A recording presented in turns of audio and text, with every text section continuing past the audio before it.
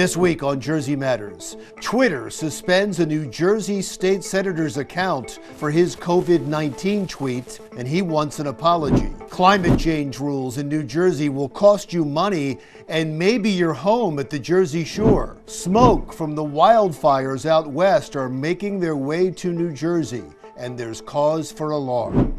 And Asbury Park celebrates its 150th birthday this month.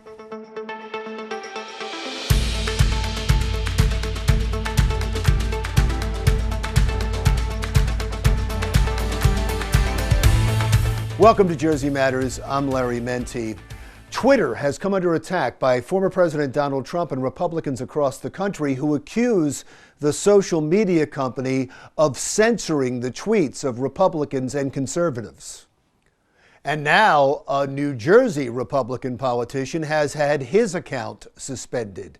Here's my interview with Monmouth County State Senator Declan O'Scanlan.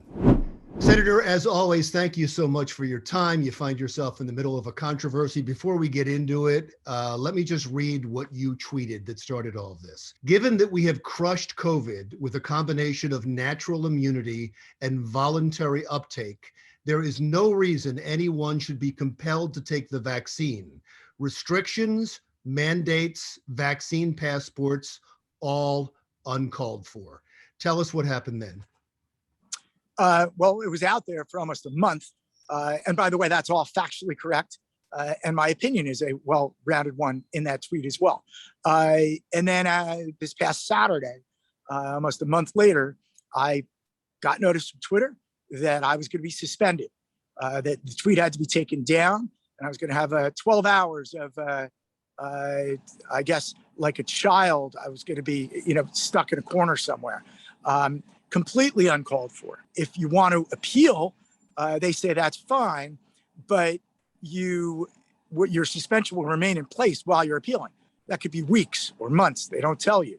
So I rescinded my appeal, my formal appeal, and then upon my reinstatement, I demanded that they put my tweet back up and that they apologize and admit that I violated none of their rules. If you look at their rules, you cannot make the argument that I violated any of them.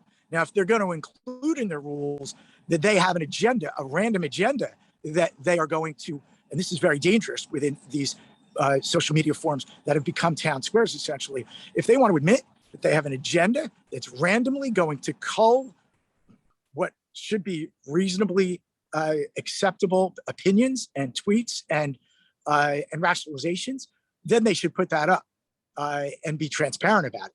And that would be scary, should be scary for everyone. They haven't done that. They have specific rules. I violated none of them. And it'd be very hard even to come up with subjective ones that I violated.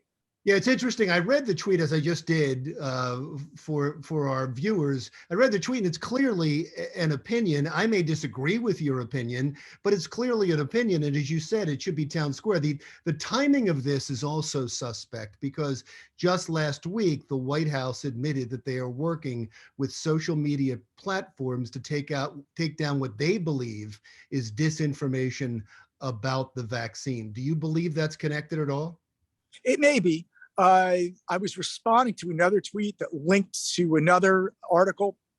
But even within that, I think it'd be very hard to justify. And look, the other tweet that I linked to was not suspended. So it's hard to make that connection. But I think there is a big, huge overreach here. And if they could go after my really innocuous tweet and opinion, how many hundreds of thousands of others, people that don't have the megaphone that I'm blessed to have, that are being canceled. That's a really scary thing, that it doesn't matter what side you are on any debate within social media, it should scare you. And we should all stand up and say, this should not stand. There's many Republicans in Washington that say because the White House came out and admitted that they were working with social media, that takes it to another level. That takes it to another level if they're taking down tweets because one party, one administration says those tweets should come down. Do you believe it does as well, and what should happen? There's no question. And we are at a point where we should establish, if we are going to permit any censorship at all, there's debate there. And look, you have to argue, you can't let people incite violence, et cetera. But we need to create what is a legitimately nonpartisan or bipartisan entity to look at these things. To have the White House, certainly a political entity, be influencing social media platforms is outrageous. You cannot have it and have a fair and open dialogue that the public can have confidence in. The confidence is gone right now. Certainly, I was stunned by this. It really hammered home to me that this is something that's real and that we need to worry about. Yeah, there's an argument that it is a private company, that you choose to be on it. They can allow on it what they want. But as soon as they're working hand in hand with the government, that becomes an entirely different matter. And there are many remedies that they've been talked about. One is, if they're going to be publishers, or if they're going to work for one side of a political part, one political party, they should take away liability protection. Another one is they should just be broken up because they have a monopoly. Where do you, either one good with you or neither? We need to talk about all those options. If they are going to blatantly manipulate messaging like this, it's a problem. Even if government weren't involved directly, they are public forums now. They are the public square. And so I think the public has a right to have some say and demand a lack of bias, and certainly open and direct communication what the rules are. So all of those options should be on the table at this point. In Florida, they've taken away by state law the liability protection, and that's why Donald is able to sue in a class action lawsuit. Would you like to join his class action lawsuit? It could happen. This was so outrageous that, and look, you want to have a fair and open forum, which is why we had the liability protection to begin with, so that they could freely permit people to publish. But they've gone so far in the other direction of now removal rather than permissive level of dialogue. They are now going in the other direction of arbitrarily and with an agenda restricting messaging. That's a problem.